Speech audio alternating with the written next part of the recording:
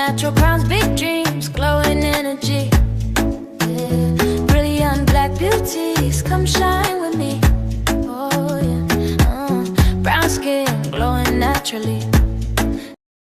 Hello, everyone. It is me, Naraya, Here. and we are the Brilliant Black Beauties. Thank you so much for coming on and watching us today in today's episode. And for our wonderful, beautiful guest today, we are joined by Joy Osahon, an author, speaker, and coach who helps women build confidence, embrace their worth, and walk boldly in their purpose. She is also the author of Heartbreak Hotel, It's Time to Check Out, a book focused on healing, growth, and moving forward with intention. We're excited to learn more about her journey and her insights on confidence, purpose, entrepreneurship, and personal growth. Joy, welcome to the Brilliant Black Beauties podcast. Great Thank you, topic. ladies, for having me. Yes, of course. Oh my goodness. So, we love to open with some fun questions before we get into like the main questions. So, I would like to ask one fun question. If confidence were a celebrity, who would it be? Oh, that's a really good question. I would say if confidence was a celebrity, Mhm. it's like, where do I begin? Like, do I go down the road of choosing somebody who's on the Knicks team because, you know what I'm gonna say? I'm gonna say Brunson on the New York Knicks. Benson. Because you know what?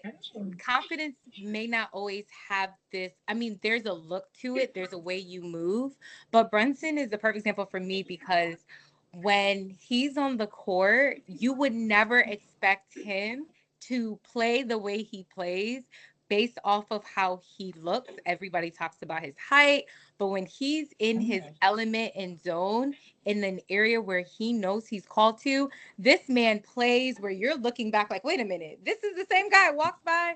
So I would say it would be him in this, at least in this moment for me. Go Knicks. Yeah. Oh my gosh, I was seeing so many people who had on his jerseys, and I'm like, who is this guy? I was like, because so many people had it on his jerseys. So I was like, okay, he must be the one that's getting them to where they need to be a little bit. Like, Yes. yeah, because everybody had on his jerseys. So I was like, oh, he must be a favorite because Yep. everybody loves him. Okay, cool. Okay. Now I definitely gotta look him up because I'm still somehow out the loop of who he is. I gotta look it up. What does he look like? He Which one has is it? I think they're locks or dreads, but his jersey Okay. number is 11. Okay. Mm-hmm. I'm Yeah, definitely gonna look him up now because that sounds very inspirational. Oh yeah, yeah. it does. Oh, Kara, would you like to ask a fun question? Yes. I'll ask, what would your high school self be shocked to learn about you today?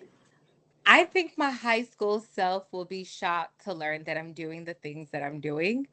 I didn't think I gave much thoughts of myself. Of course, I work in the field that I work at for my 9 to 5, but also the pouring into women and young adults. I feel like my high school self would be like, girl, stop playing. You pouring into people, what? So yeah, I feel like my high school self would be very shocked with that. Nice. I love that. So, if you had to pick, would you choose unlimited wisdom or unlimited confidence? I would say unlimited wisdom. And the reason why is wisdom will tell you what you have to do or not to do, which can impact your level of confidence in the long run. So Mhm. I would always choose wisdom every day. Oh, I love that. I love that. That's smart, actually. Yeah. That's really, really That's smart. wise, right? Yeah, that's very, very, yeah. I like that. Ooh, Kiara, do you have another Okay. one? I'll ask, what song would play every time you made a dramatic entrance? Oh, so as a Nigerian, I feel like it would be something like Afro beats. And I would say Kid I would say any of his songs from when he first came out. And this was the Wizkid that wasn't as popular as he is now, but I would Mm-hmm. say any of the old school Wizkid songs, yeah, that is my hype. That's my hype music. Mm. Oh yeah, that's a good choice. I like Wizkid. I wasn't listening to him like when I started to listen to him when he first I guess that song when he did with Tim's I had liked was a nice Oh one. yeah. Yeah, that was a nice one too. He does have it's another one too that he has, but I can't remember the name of it. But it's on that album. Yeah.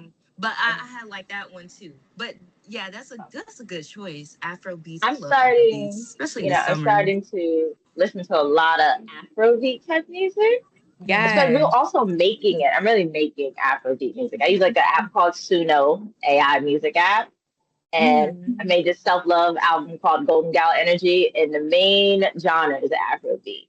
Yes. It just does something to you. I love it. It Yeah, just it does the just dance too. uplifts. Yeah, it's just so great. I guess because it's a music genre that gets you like in the mood to dance. Like it's like such a high vibration, and it gets your Yes. body moving. So I think that's why it's just like so, especially in the summer. I love it in the Ooh. summer. It's so good. Afrobeat in the summer is literally top tier. It's just something about Yes. summertime in the sun. And then a lot of the older music, like I think it brings me back to my college years. So when I go to a place and they're playing like all the old school stuff, I'm like, I remember listening to this when I was 22, 23. So it's very nostalgic for me. Yeah. Mm. Oh, all right. So to dive into the main questions, I would love to ask what first inspired you to start speaking and coaching? Yeah, so it started when I was 24 years old, turning 25. That was a little while ago. I was living in New Jersey and I was in a distance relationship at the time. And so, I had a friend that gave me a great idea and was like, you should move to New Jersey so you can be closer to your man. At this moment, we were just dating and talking. But Mhm. I moved from Connecticut to New Jersey during when I was finishing up my master's program. And during that time, I moved to Jersey and all I thought about was my relationship. I was a Sunday school teacher. I was in a relationship and I was making money. I had a full-time job. So I was good. I was like, there's so much more to life. And then when that relationship ended, I had no choice but to really think more about life itself. And so that breakup is what I always coin as what birthed me in the areas of purpose. And so that was like a natural I would say like a ripple effect. So coaching, well, the breakup led to blogging. Blogging led to me speaking. I had a speaking opportunity and I realized like, oh, I love this space. I can do so much. I can reach so many more folks. And then that turned into being an author and an author turned into coaching. But I would add this over those past several years, I always found myself coaching, whether I was coaching people in my actual place of employment but also offline. So it was one of those things where it was like, girl, it is about time that you really go into this coaching space. Mhm. Mm. Yes. Oh my gosh. Yeah. I love how you alchemized your breakup situation into something Ooh, optimize. so That's a big word. beautiful. I love Yeah. Because that. because because a lot of people like they don't it's because it's such a hard situation it's very difficult for them, but I Yeah. love how like even though it was still difficult, I'm sure you decided to like, you know what, I think I'm gonna turn this pain into something positive, which you Yeah. did, and it opened so many doors for you, and I believe still is opening so many doors for you and opportunities and things like that, so I think that's just so great. Thank you. Yeah, You're how you steward welcome. a breakup actually matters more than what people Hmm. think. I think people Hmm. forget that that breakup point is transformational, and how you Hmm. steward it will impact your future self. So, Hmm. Mm. Yes, absolutely. Okay. I asked, what's a lesson entrepreneurship taught you that no book could have? so a couple of things. I would say in entrepreneurship, you have to learn to say no. I realized that when you are doing the things that literally God has called you to do, you're in the forefront. So people will bring to you ideas left to right. And this is where wisdom comes in. You need to be wise enough to know what actually aligns with your overall vision. Because some people get super excited and you can find yourself overly stretched or doing busy work that doesn't really align with your end goal. So entrepreneurship taught me how to say no and how to say it quickly and eloquently as possible, because you can spend months speaking to people and having meetings when you know deep down inside the answer is no. And it also taught me that people pleasing, being an entrepreneur cannot mix, because that's connected to your no. And then also it taught me that your target audience is not your friends. And I think that's always a tough pill to swallow. I think people take it personal if they have an item or they have a brand or they have a book or clothes and their friends don't purchase it. If they do, that's great. But their actual business may not be something that is for their friend, but there's a pool of people out there. So entrepreneurship kind of taught me those really difficult truths that I still hold on to even to this day. I think that's interesting. I never heard that one about how your target audience is not your friends and them Mm-hmm. not buying into it. That's, Yeah, because there's a Yeah. separate difference between Hmm. your target group and your support. So your friend support might be they share your book with someone or they share it online. It doesn't mean that they're obligated to read whatever you have or to buy your items and whatnot. So with Hmm. support and target are two can be two different things. And that's so funny you said that, because I do um Kiara and I, we do the content thing. She does like the we do like our content and stuff too. And I was like, I realized that a lot. Like people who are like content creators, basically like their own entrepreneurs and everything, how a lot of like their target audience don't really may not really get purchase things that Mm-hmm. they put out, but people who may not be like their target audience or anything or watch them or anything, but the product that they basically like have created has some is something that aligns with them, so they get it.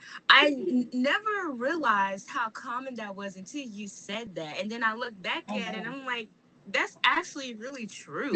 You Mm-hmm. and I guess it can be a little hurtful because it's like, because you built this community Yeah. and you guys get so close because it's like your community, so they come off as like family, so it's like you Yeah. expect them to like buy the things or whatever.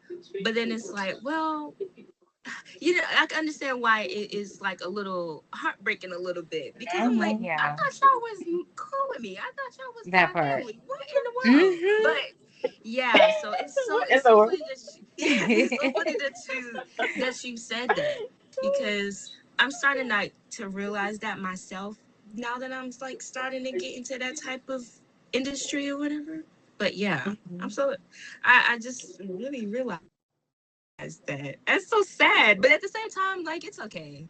Yeah. They support you in other ways, like watching your things and stuff like that. So, I mean, when they watch, and then there's also so that hurtful piece is real, and it's not something that I ever want people to be like, okay, I'm hurt, but I don't have the right. You do have the right to be hurt, but it's also like what I've noticed in social media is people will watch your stuff and not interact with it.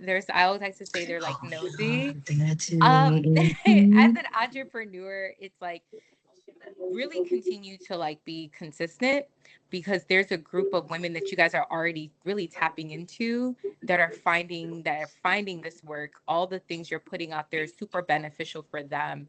And sometimes in depending on your friend's season, like your friends can may not be in a season to be a part of what you're doing as far as like Mhm. your target, but who's to say in the near future they won't be, Yeah. right? And Mhm. so I think it's one of those things where it's real. It's real on both sides, but it's Mhm. real mostly on the entrepreneur side, because you're like, I will show up for my friends if you want me to, but as you're building and growing, like your community continues to expand.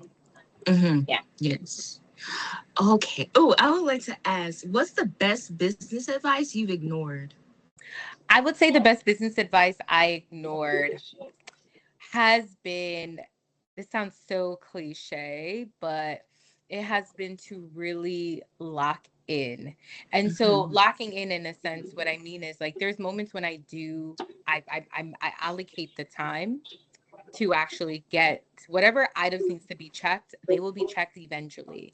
But locking in for me, I was told, Joy, you're in a great position right now.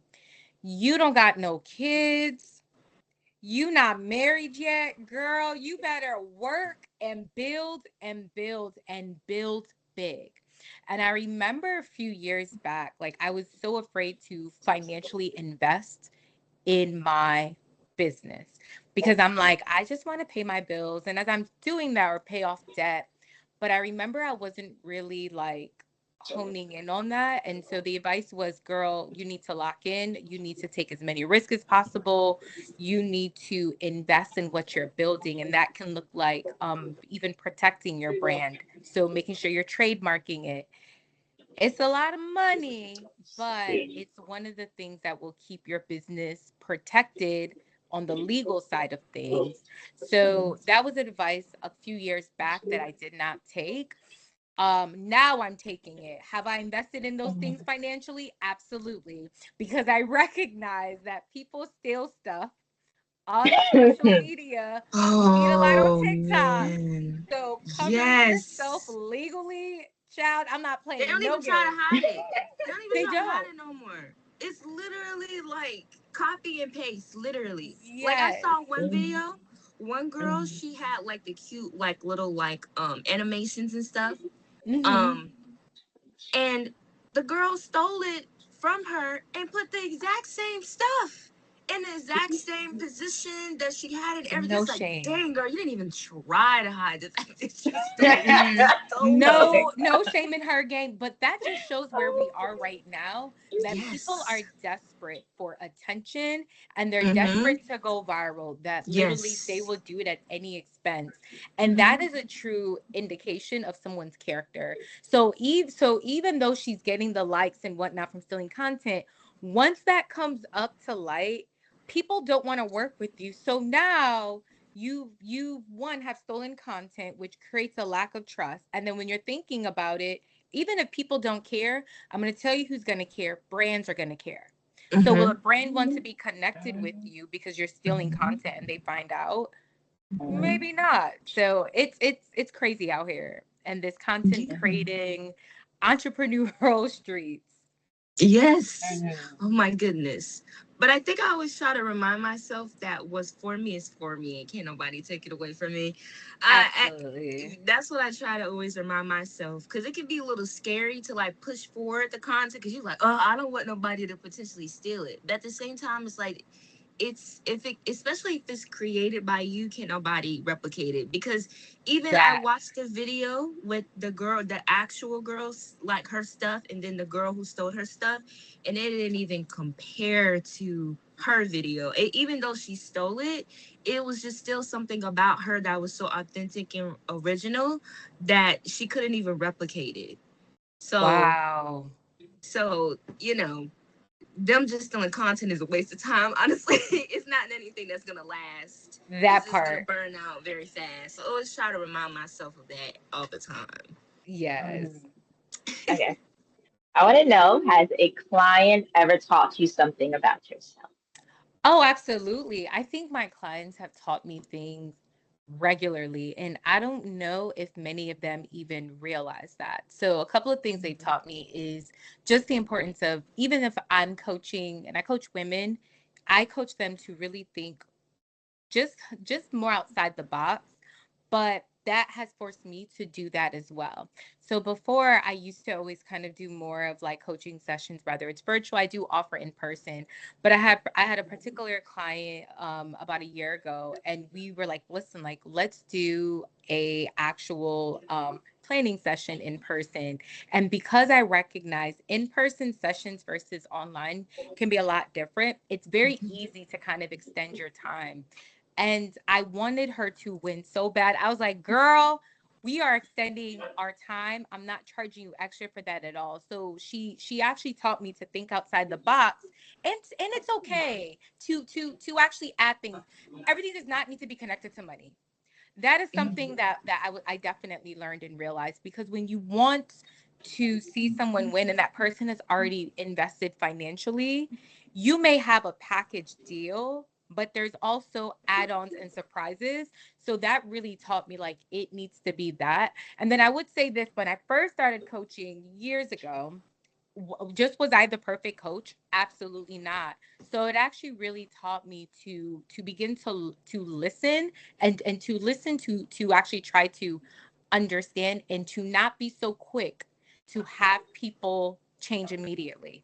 Because Mhm. sometimes some folks come in and saying, "Hey, Joy, I need clarity. I need some strategy. I'm trying to create this. I don't know what's happening. I don't know the barriers."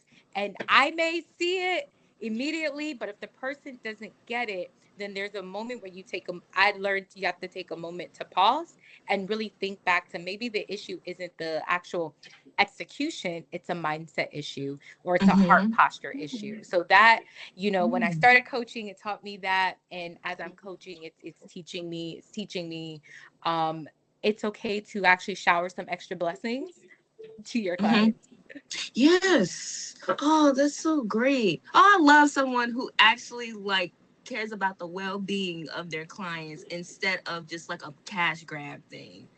Yes, there's a lot of those So, out there. that's Yeah. so amazing. And when you were speaking of like the mental struggle that they had, I would like to know like what's a common struggle you see in women that you coach, no matter their age.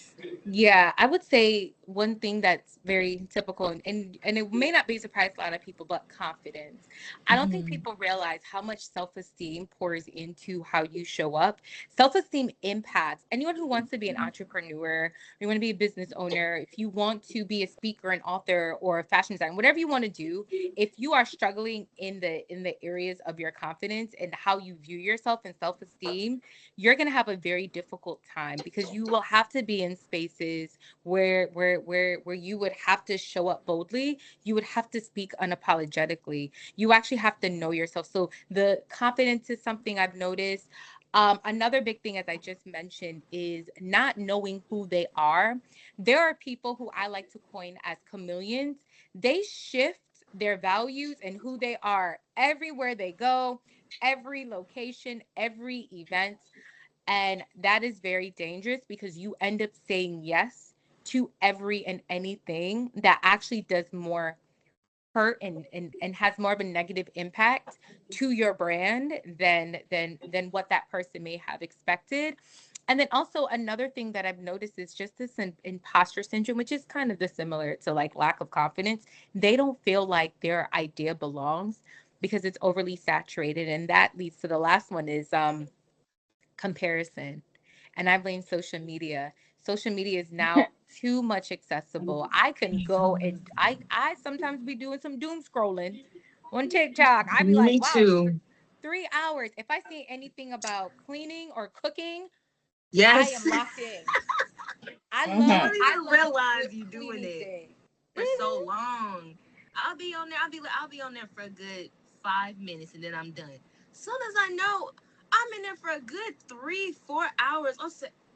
Practically my whole day is gone. I'm like, oh my gosh, I can't do That this. part.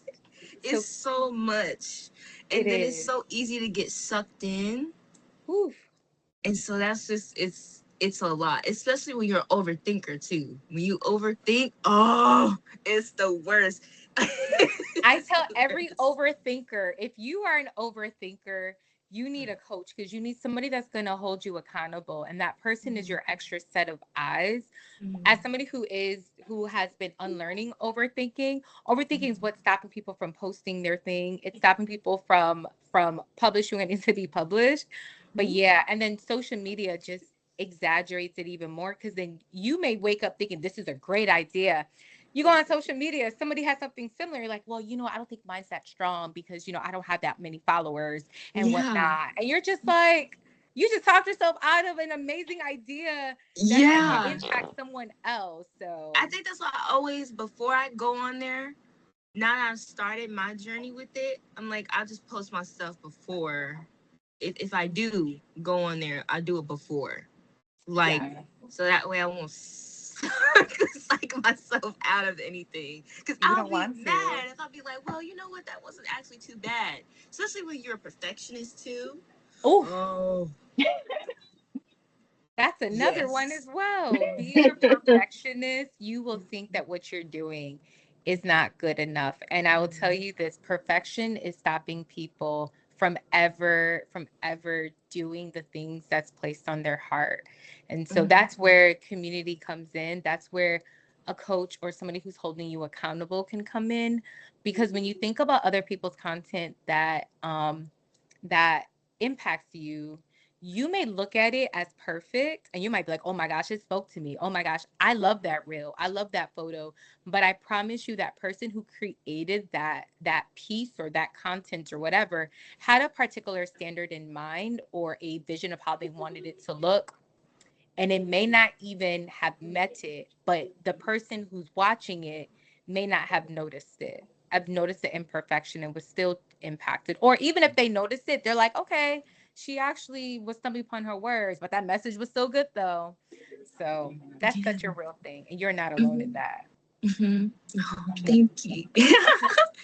Well, I would say from the chameleon part, I think it's so important in everything, in business or in dating or in friendship. So when you're getting to know someone, to see that they're the same in Ooh. every situation. And I'll use Raya example because I met Raya.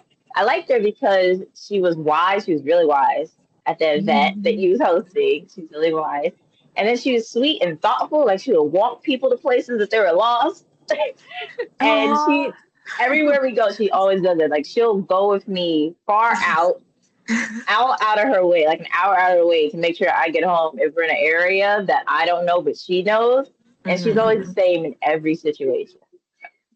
I love Yes, that. Shout because out to you. thank you. Because I don't, because, I don't, I'm the type of person where, I grew up, I'm from the South. I grew up where, you come together, we leave together.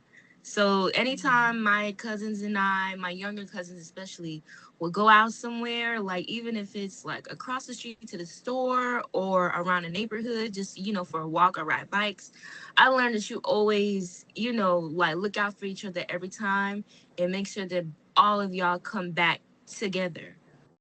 Yep. Because you don't want something to happen and then something happens, God forbid, and then you start feeling guilty, you start feeling bad. Yep. That's how I don't understand how there's a lot of people out here who are friends and they leave their friends and something happens for their friends. Like I would feel so bad. So that's Yep. why, like, I always try to make sure, that she's gotten home safely, like, and everything. And also, too, when it comes to like telling people when they come to me and ask me for directions, I'm the type of person, sometimes I may not be good with giving directions. So I'm like, you know what, let me just show Hmm. them. That way, like when I'm not there anymore, they know where to go because they visually saw it for themselves. And I don't want to Yeah. tell them something and they get lost. Cause then I'm gonna start worrying about them and feeling bad. So Yeah. that's why I was just like, let me just do that. Because just also for my peace of mind. That's why I Mhm. do it too. Not just to be calm, but just for my peace of mind. Because if not, I would go insane. I go You're a real insane. one. Thank you. You're the Mhm. type of person where you know how they always say you cannot travel with everyone because Uh-huh. as you mentioned, Kiara, like they will leave you. They're like, okay, Mhm. I'm gonna go with this Yeah. man and I'm gonna leave you. No, no, Mhm. no, I'm gonna go with you because I need extra set of eyes. We're in a different country or we're in a different state. And I Yeah. think like you need to be around people that will not leave your side when you're out and about. So Yeah. Yes. Absolutely. Yeah. Yeah. Okay. I'll ask, if self-worth were a muscle, how do we strengthen it? ooh, if self-worth was a muscle, you would strengthen it by being okay with saying no and Hmm. not over explaining the why, Yeah. something I'm unlearning.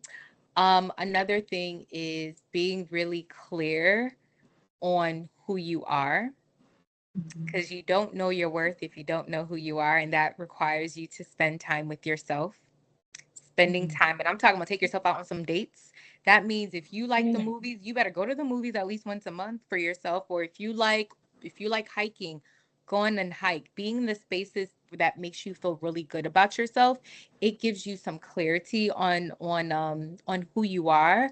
Also, looking at yourself in a mirror and being mindful of the areas that you want to improve on. So I think self-worth and strengthening it is being self-aware. So looking at yourself and being like, you know what?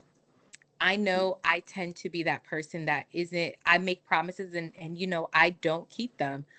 So what am I going to be doing now to actually strengthen that? And also, I would say the last one to strengthen self-worth is sometimes it would be to actually heal, and that can look like a multiple ways of things. I am a mental health advocate. I if you talk to anyone that knows me, I'm always talking about therapy. I believe in therapy, and I think sometimes in order to strengthen it, strengthen your self-worth requires you to deal with the core wounds or the traumas that you haven't dealt with. And it's an ongoing process. Healing is not a destination. It's like, okay, you're healed 100%, but you would be healed enough to see yourself in a different light. And healing is a never ending journey. So continuously, reading on books that makes you look at yourself in a different light, in a positive light. Whether it's therapy, whether it's spending time with people that actually care about you and genuinely care about you, those are the things that can be healing. Hmm. I love that. Oh my gosh. I can't wait to practice that too because I'm trying to figure out more ways to practice. Of course, I do it with Kiera and stuff. Like we go out, have fun. But I'm learning, like, when I'm at home, things that I could do to, like, creative Mhm. things. So I have an idea because I do love arts and crafts. So I think Yes. maybe Oh, something I like like to that. bring up an example. That flower right there, she made. I made This, these. she Oh, even the that's so coloring. She put good. blush. Like, say how you made it.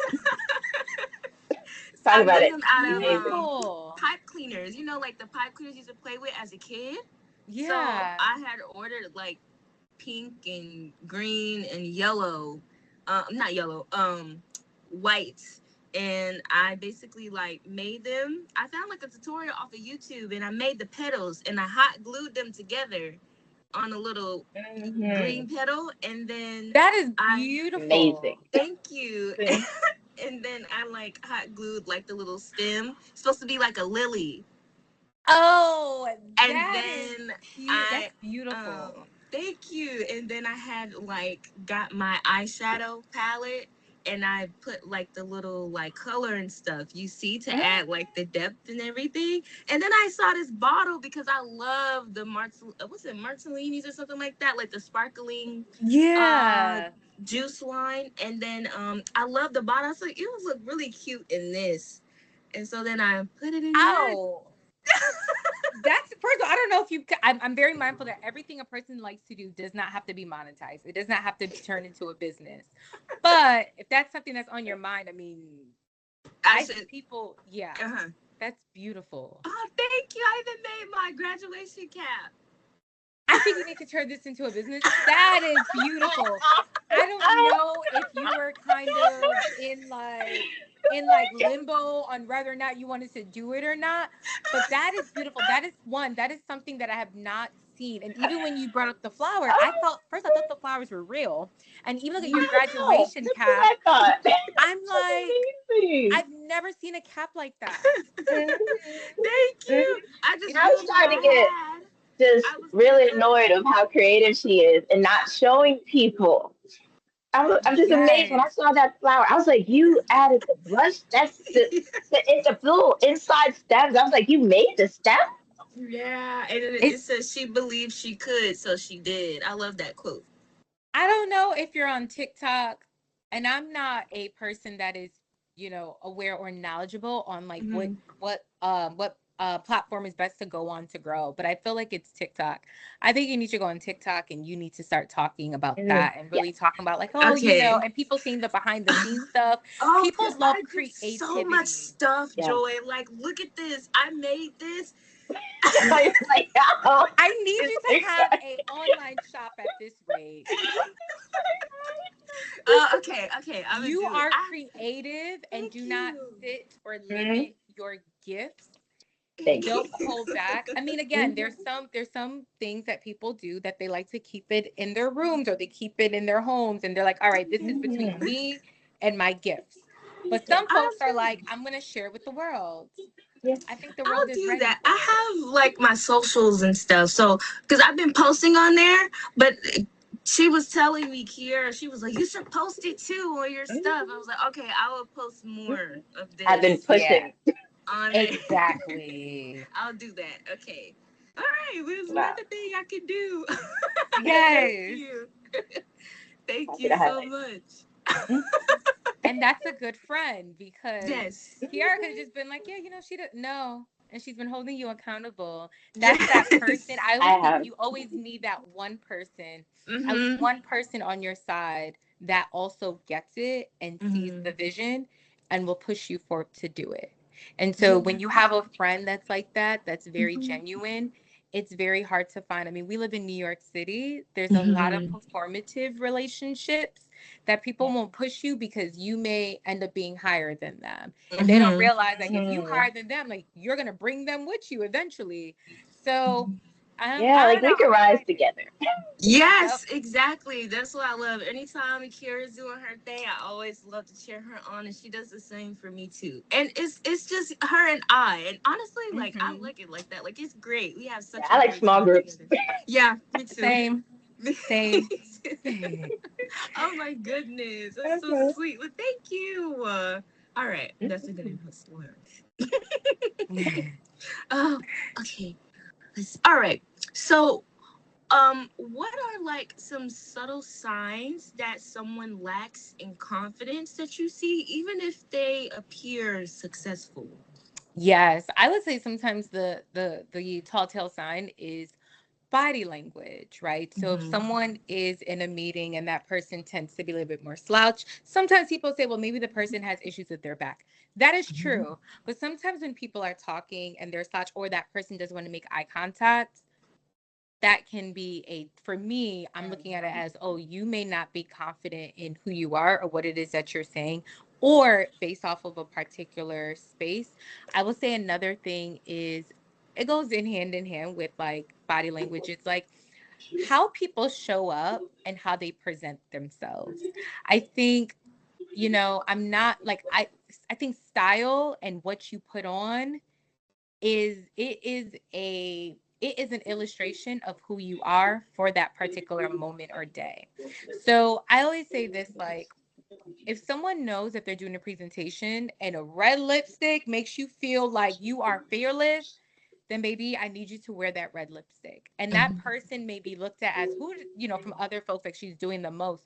But this is that person's actually like showing that they're confident. I will say another thing is when people second guess what they say. You know, in the Bible, it says you need to let your yes be yes and your actual no's be no's. And very often people are like, well, I don't know if I should do this, or you're like, maybe I want to actually do it this way, and you're a little bit unsure. And I say that when folks are talking about their vision. So let's say you're in a board meeting of your vision, of your purpose. How you talk about it and how you divvy up other things people to do will tell you a lot. So folks who are not very sure of their vision are not going to have anything that's set in stone. So if you're like, maybe, I can do it. No, you need to be clear. I'm going to do it this way. I would love your feedback, but this is what I have in mind. So also your tone and how you speak. Not to confuse it if you're soft tone. Some people are just soft spoken naturally, but they're not budging in their conversations, right? And then I also think a lot of the times another, and I'll share this last one is, and we talked about this too, when you say yes to everything, I think Mm-hmm. folks that are trying to always be like that safe, neutral person, while people like it, they will not look at you as a leader because you're always following the crowd when where the crowd is going don't make no sense. Mm-hmm. And so that's what I would say. And sometimes people do it because they're afraid. And when Mm-hmm. you are people pleasing, it's because there's that you lack confidence in knowing the fact that what you're saying or your vision or how you want to do things works for you. So Mhm. that's what you see this on social media. Someone can be coined as a villain, but they're not budging. They're not saying, "Oh no, you guys are no." Like they're the way they move is how they move. I may not agree with whatever the situation is, but I respect that they are not moving in a certain way to make everybody feel comfortable. Because they're really Yes. confident when you really think about it.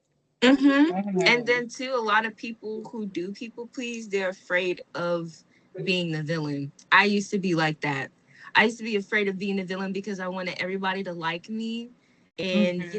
I also too, I just thought it was the safest option. Everybody liked me. Nobody will like, throw any confrontation my way because confrontation would give me anxiety. It still kind of Hmm. does, but it's definitely something that I'm like working on still, and then I find myself like getting better at, being like, like, okay, confronting when I need to, when I not need to. And then like in a healthy way, like I'm trying to do Yeah, it more like in a healthy way, not nothing like negative or anything, even though times it can be so frustrating with, the so other party. frustrating. But I realized that like a while ago, I'm like, you gotta be okay with being a villain, even though you didn't do anything that was villainous. But some people, because they want you to, Hmm. people please it because they benefited from it. Like, of course, they're gonna try to make you seem like you the villain. So you just gotta be comfortable with it. You can't please everybody. It's That's a whole word in and of itself. And I always tell yes. people the Hmm. best way to grow in confidence is be okay with it. You are going to be a villain in someone's story. No matter Yeah. how peaceful you are, Hmm. people always have something to say. So you have to know yourself enough Hmm. to be like, I don't care. I know the truth. And Yes. that is the only truth that Gotta be okay with matters. being misunderstood, people not Yeah. being on your side. That's why I always be like, even tell myself, okay, like, even though you may feel like some people may not be on your side right here in this situation, you know what you did, you know where, Mhm. your heart was, and you know the truth. You know the Yeah. truth. God knows the truth. So it's just like you gotta be okay with you only being the only person in your corner. And it Yep. can be sad, and sometimes it can feel lonely, but you just got to be okay with that. So, Yep. and I like to remind myself that the people who are for you, they're coming in your circle. So you just got to keep, you know Yep. moving forward, and being that person. So that's definitely something that I'm learning. Absolutely. Yes. I'll talk a little bit about people pleasing, I guess. And Yes. like the villain thing, I hear a lot of YouTube videos on be the villain, villain era. Now I'm not Mhm. really for that because I love hero shows. Like Nora knows all I watch is like Yes, Lois and she Clark, loves heroes. Superman, Spider-Man. So for Mhm. me, when I don't do what people want, I don't really think I'm the villain. Like the heroes I love, they do what they want. They stand in their values. They're like, if I'm not comfortable, I'm not doing it. Lois Yeah. Lane, Yes. Superman, Yeah. Batman, Bruce Wayne, you can't make them do anything. They're doing what, even when they're saving people, it's because they want to do it. That. But when somebody's like, come do this, they're like, that's not aligning with my values. Like, it's not kind, it's not this, it's not healthy. So to me, I just think I'm being a hero in my story. And Yeah, to Hmm. I don't think yourself. I'm being a villain. Like, It's a I very think positive heroes way. Yeah. heroes do what they want. I don't think a hero is just people who are like pushovers or they're like people pleasing. I think they just love humans and they want to protect them. But if it's gonna go against what they want in their life, they will not budge. Like I watch Especially Spider Bruce Man, he's not Wayne. doing it. Yup. Especially He's like, Bruce I gotta go Wayne. visit Aunt May today. I can't do it. Hmm. Exactly. Oh, that's a good perspective. I completely agree. It makes me kind of Hmm. look at it very differently. And when you think about the heroes, they literally did the things that aligned with them and their values. And they just wouldn't go Yes. against it because they're like, that's my integrity, that's my root, Even that's my sometimes vision. they went against the people that was supposed to be on their side, like the Mhm. good people who's telling them to do this and to do that, and they went Mm-hmm. against that in order to do the right thing for their integrity and to Yep. actually save, because sometimes Yeah. like Mhm. the direction of the people that is supposed to be on a good team may not be the best direction. Sometimes they may be villainous, or sometimes they may not realize it's not the right direction. Yes. And so sometimes it's up to the heroes to actually have to go against that, when Yeah. to them they're not supposed to, but they do it because Yep. for their integrity and to actually save people. So yeah, I See, I totally love this That's direction good. because I keep hearing be the villain, be the villain. I'm like, no, thank you. I'm not the villain. I know Right. what villains are. They're villains. I think they think that villains are looking out for their self, and that's what they're trying to say. Just look out more for yourself, which I understand. But villains also hurt people through the process to do it. And I think you can look out for yourself, but also just stay within your integrity at the same time. Yeah, and you know what makes me think, I actually did a post on Instagram about this, and I talked about you will be a villain in someone's story, right? And it's like you may not have strived to be that, because like chasing a villain personality type is crazy work. But I think that people's actual interpretation of you, because some folks expect you to be that yes person, or some folks expect you to, like, you may be responsible for filling someone's void without even realizing it, nor have you ever agreed to it. Which is why I think, especially when we talked about villain era, a lot of it is connected to relationships and friendships. And I think what happens is when folks don't do the work, they bring up those toxic traits in friendships and expect that person to say yes to everything, or to be there at their beck and call and everything. And when that doesn't happen, they look at them as like, well, you're a horrible person. I think you have to be okay with some folks saying that, but I think it's a lot. And I think it goes back to what you said, Kiara, like your character, integrity, what do you stand for? That's important. And that takes a confident person to be Yeah. like, nope, this is who I am. Take it or Mm-hmm. leave it. So there's so many Yes. things I say no to. So I many love things that. like there's one thing, and I strive always to be like in the hero era mindset always, but I say no to a lot of things. Like I'm like, no, I'm like I And you do it can't with do it, a especially to my smile. brother. I love it. To my brother, no. And I guess I bring up an example. Like one time I was having a conversation with somebody, and I don't curse, so when I don't like really partake in cursing. And so the person was upset, and they know they don't curse around me because they know I'm not fond of it. I don't ask no one not to curse around me though. It's just like out of respect, I think. But then they started to get like upset, and it's like they're discussing a real subject and getting into upsetness, and person comes in. I'm like, oh, I'm gonna exit because I don't want to be a part of that. Like I don't want. I'm like, no. When you're calmer, we could talk, but I'm not gonna be in that type of language or anything. So I'm just thinking, like, am I comfortable? Am I safe? It's very important to do that. Right. I don't think that's selfish. I think that's self love. Nah. Mm-hmm. Yep. That. Yep. That's Mm-hmm. exactly what it is. Yep. Absolutely. Just talking about self love. So let me go to another question that goes into purpose. How do you balance purpose with making an income? Oh, I still have my job. I think Still have. sometimes there's a couple of things. Sometimes people feel like you have to quit your 9 to 5 to do the very things that you also do. And I also think my 9 to 5 job is a part of my purpose because of the kind of work I'm doing. Um, so there's one aspect of things, but I also think is when you're charging based off of your worth. That is something I've had to do. I think remember one time shortfalling myself. This was probably my first virtual paid speaking opportunity with a college back in Connecticut. And this was around COVID. And I remember giving that person how much I was charging.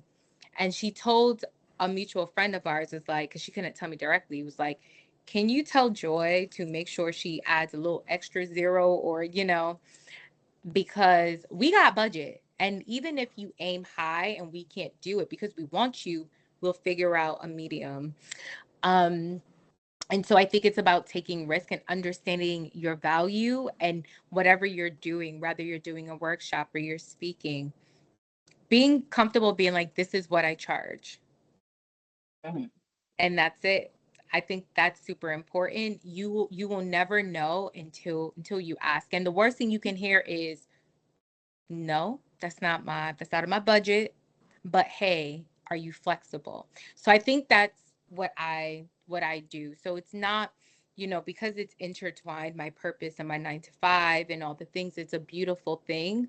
But I also think in order is you need to still treat your job and go hard at it. It is because you're still responsible for people. So that's the way I balance it out. So I'm not halfway with my job. I know if I have a speaking engagement on Wednesday after work, I better be at my job at when it starts. I tell you that. So it's not a moment for me to ever slack off. I agree. I love that. So I would like to ask, how do you know when it's time to pivot versus persevere? Oh, that's a really good question. I would say, so there's something that I experience when there's added frustration of something that once, I wouldn't say easy, but you are able to do.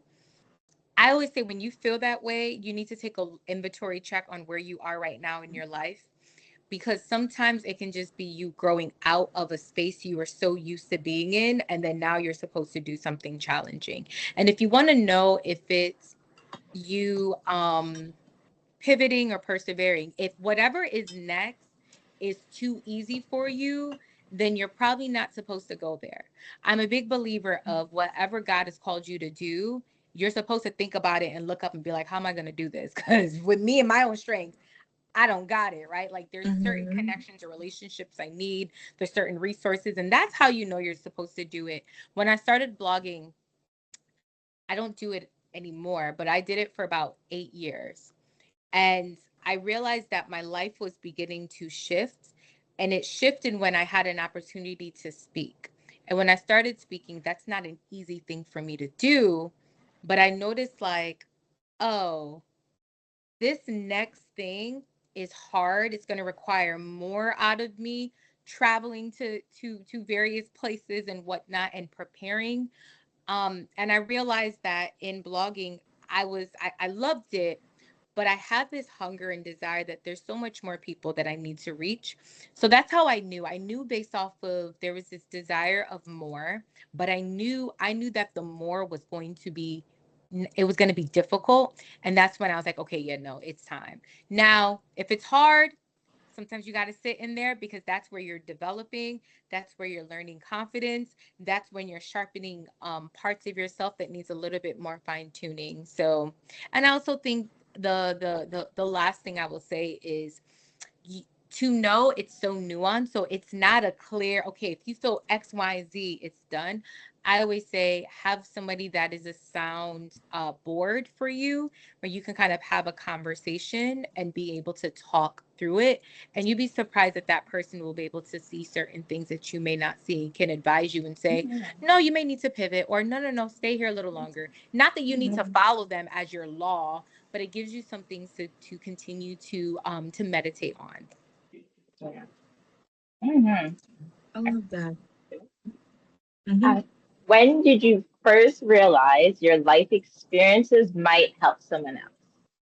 When I blogged, because I think at that time I was putting some of my business out there. I was like, yeah, I got played when I was out here in these little dating streets. And then someone was like, oh my gosh, me too. So that it was very early on. Blogging was literally showcased that. And then now if I post something on TikTok, someone's like, okay, sis, yup, I'm the same way. So that blogging carried me through, I would say. Mm-hmm. You're like, I was putting so much of my business out there. I had to be like, listen, have anyone ever Hear experienced X, everything. Y, Z? Because I know I'm not alone. And that alone made me realize, like, that's where I like to say intentional sharing, and being really intentional with your vulnerability. Because some people share things to share, and you're like, you should have kept that in your phone. You did not need to post that. So I think there's a wisdom on when to share things and Have a how you share discernment. things. Mm-hmm. Yes, like there's certain things Mm-hmm. where I'm like, okay, God, I'm still working on this area, so I'm not finished talk about it until I've mastered it. Because people feel like Mm-hmm. you always have to share everything in the process. Use wisdom, because if not, people will use what you're telling people to do against you, because you're so quick to be an expert in everything. And that to me is dangerous. I tell Mm-hmm. people I am not perfect. Mm-hmm. I am far from that. But at least the things that I share, I like to be very honest and be like, yeah, this is what I'm striving for, but this is the reality of where I'm at. Because we want to manage Mm-hmm. people's expectations of Mm-hmm. yourself.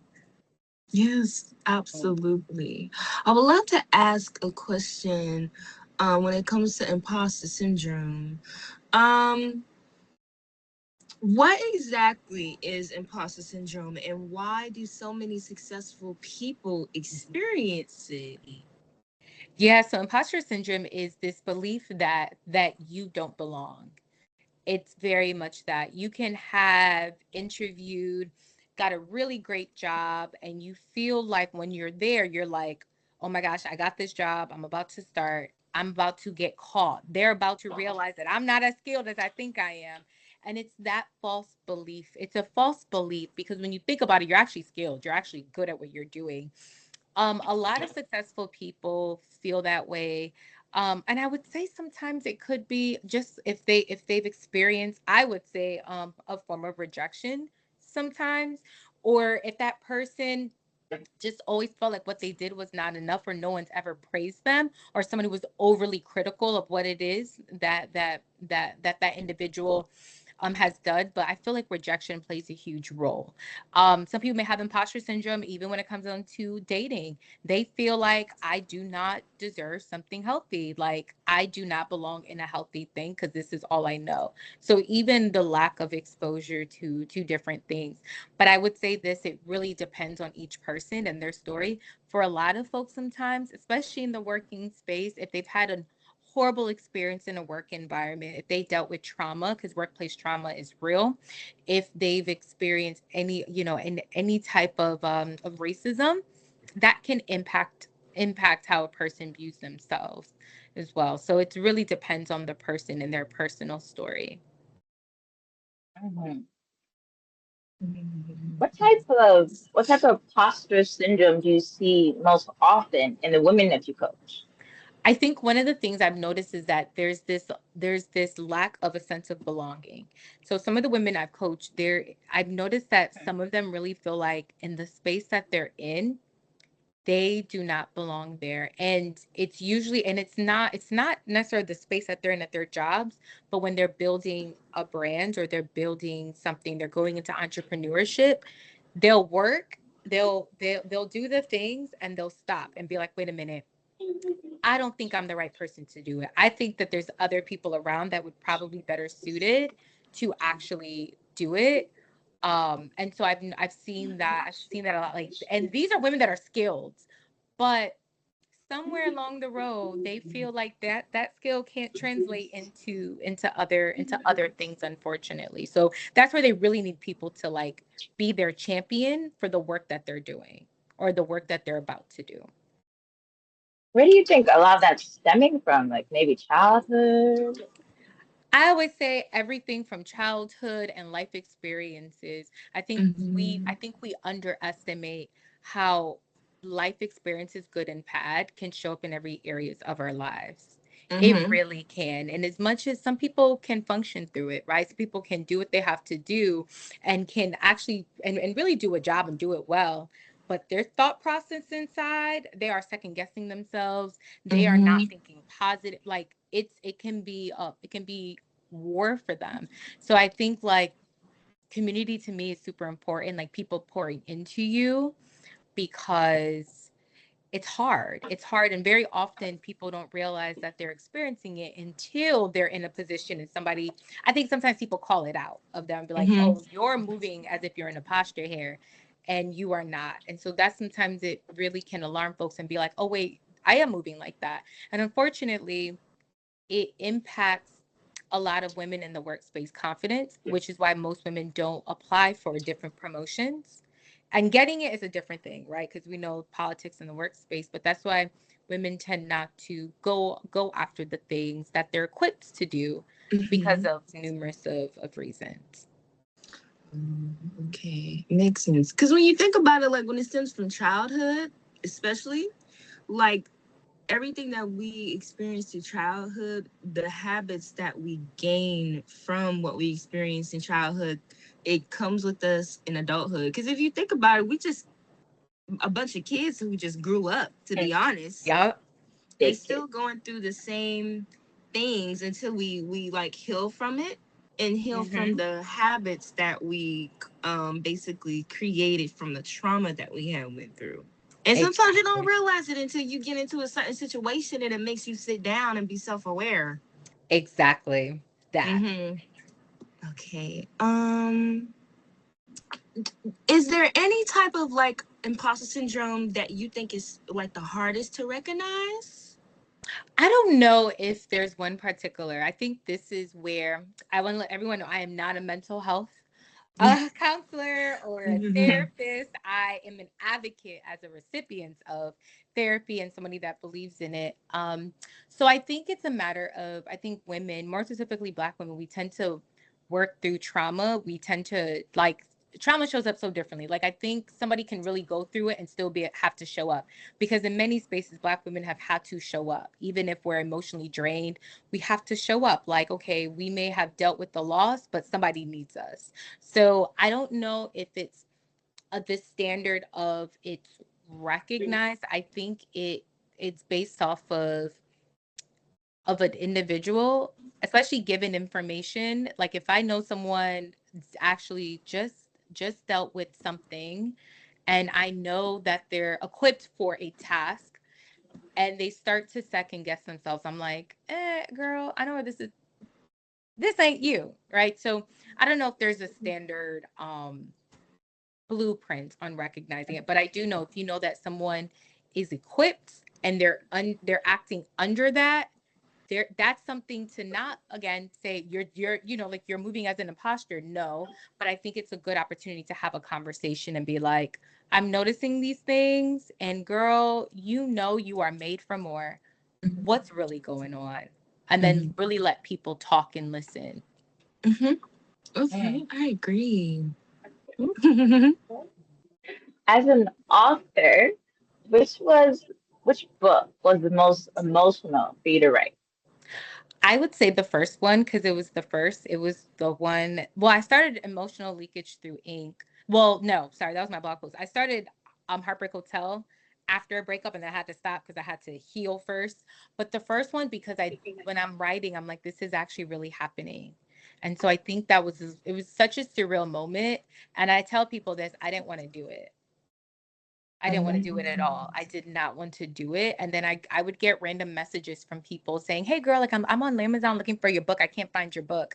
I'm like, "All right, God, all right, I'm going back to the writing board." So it was that. And when I officially launched it, it was very emotional. I was like, wow, all of the sacrifices, the time, the money invested in it, it was so worth it. Mm-hmm. I love that. What first inspired you? Well, I want to ask you probably answered this already, but what first inspired you to write the Heartbreak Hotel? Was it your breakup? Yeah, so it was the Okay. breakup that happened over Mm-hmm. 10 years ago. And so I initially started right after the breakup, and that was more of a burn book when I think about it. I was like throwing out names, and I'm like, girl, you cannot publish this unless you want a lawsuit. I beg, shut the book and just heal. But what inspired me was, I think at that time I started recognizing, even though I started recognizing like, oh, my patterns are pretty bad. My taste in men was trash. I chose the wrong guys for the wrong reasons. And I started really thinking critically like, oh, but this is why I'm doing it. And I'm like, oh, that Heartbreak Hotel book is supposed to be a book that if I had read it after my breakup, I would not have moved the way that I moved back then. Okay, great. And they can everyone who's watching, they can find your book on Amazon and everything. Yes, they can find it on Amazon. If you type in Joy Osahon, it will come up. Or if you type in "This is not your typical Finding Your Purpose" book, it will come up as well. Okay. Nice. Okay. I'll just like to ask a quick closing question. What does being a brilliant Black beauty mean to you? I think I love that question. I think being a brilliant Black beauty is someone that is not just thinking about themselves, is somebody that's thinking about other Black women and that are constantly pouring into women in different facets. So to me, I look at it as a badge of honor. Like, I'm a brilliant Black woman, and because of that, I need to let the other Black women know that she is that as well. Oh my goodness. Thank you so much, Joy, for taking your time out of your day to come talk to us. We greatly appreciate it. And thank you so much. You were the one that actually inspired us to do this. We went to the imposter syndrome event. So here we are. Thank you Full so circle much. moment. Yes, You're welcome, full circle. ladies. Thank you so much. And I hope you have a great rest of your day. I'm Naraya. I'm here. And we are the Brilliant Black Beauties. I hope you all enjoyed today's episode. And thank you so much again, Joy. You're welcome. Bye, ladies. Bye.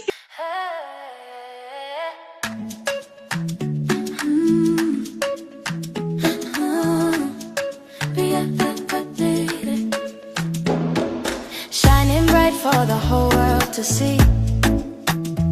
Natural crowns, big dreams, glowing energy. Yeah. Brilliant Black beauties, come shine with me. Oh yeah. Brown skin, glowing naturally. Yeah. Strong minds, warm hearts, beautiful energy. Brilliant Black beauties, that's who we be.